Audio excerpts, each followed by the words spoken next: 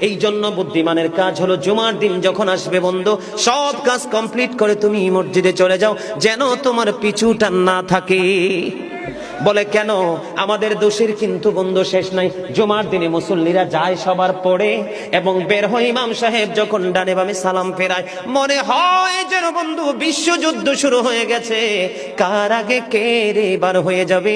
অথচ আমার নবীর আদর্শ নিয়ে আমি আজকে ওয়াজ করছি বন্ধু, ডিস্টার্ব, ডোন্ট ডিস্টার্ব মি। তোমরা আমি বললে আওয়াজ দিবে, নয়তো চুপ করে আলোচনা শুনবে, কারণ আজকের সময় অত্যন্ত গুরুত্বপূর্ণ। কারণ আমি যদি 5 মিনিট সময় পাই, একটা হাদিস শোনাতে পারবো। হয়তো বা এই একটা হাদিসে আপনাদের কারো না কারো হৃদয়ে ছুঁয়ে যেতে পারে, আর এটাই আপনার জীবনের জন্য, হেদায়েতের জন্য যথেষ্ট হতে পারে। বন্ধু, মুসল্লিরা যায় রে সবার পরে, বের হয়ে আসে সবার আগে, এটা মুসলমানের কখনো চরিত্র হতে পারে না। তাকওয়া সম্পূর্ণ ব্যক্তির আদর্শ কখনো হতে পারে না। হাদিস শরীফ খুলে দেখি বন্ধু, আমার নবী বলেছেন, রে আমার উম্মত, জুমার দিন সাইয়্যিদুল আইয়াম, সব দিনের চাইতে শ্রেষ্ঠ। ঈদুল ফিতর, ঈদুল আজহার দিনের চাইতেও দামি। এই জুমার দিনের ফজিলত বরকত নিয়ে আলোচনা করলে বন্ধু রাত একটাই কভার করা যাবে না, এত বরকত এই জুমার দিনের। আমার নবী বলেছে, উম্মতের দল, জুমার দিনে কেউ যদি সবার আগে মসজিদে যায় আর সবার পরে যদি কেউ মসজিদ থেকে বের হয়, আপনি যাবেন, সবার আগে যাওয়ার আগে সুন্দর করে গোসল করবেন, উত্তম জামা, নতুন জামা পরবেন, আতর গোলাপ লাগাবেন। আপনি রাস্তা দিয়ে হেঁটে গেলে মানুষ যেন বলতে পারে যে মসজিদের মুসল্লি হেঁটে যায়। আর চারপাশ বন্ধু সুঘ্রাণে মুখরিত হয়ে যাবে।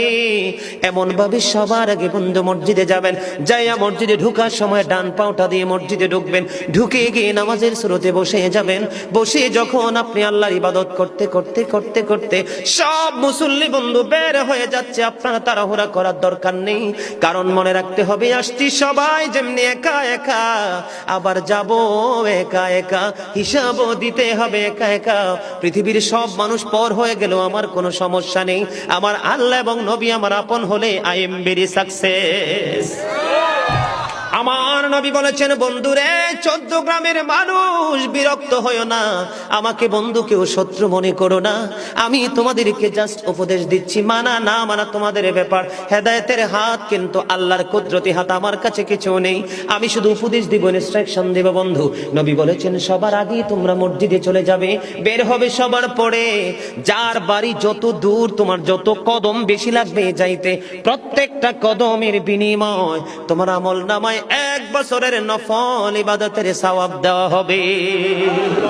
বন্ধু, হৃদয় খুলে শোনো, যারা মসজিদে যাওয়ার অভ্যস্ত আছে, বেশি বেশি করে মসজিদে যাও। গাড়িতে চড়ে, অটোতে করে, রিক্সাতে করে যাও।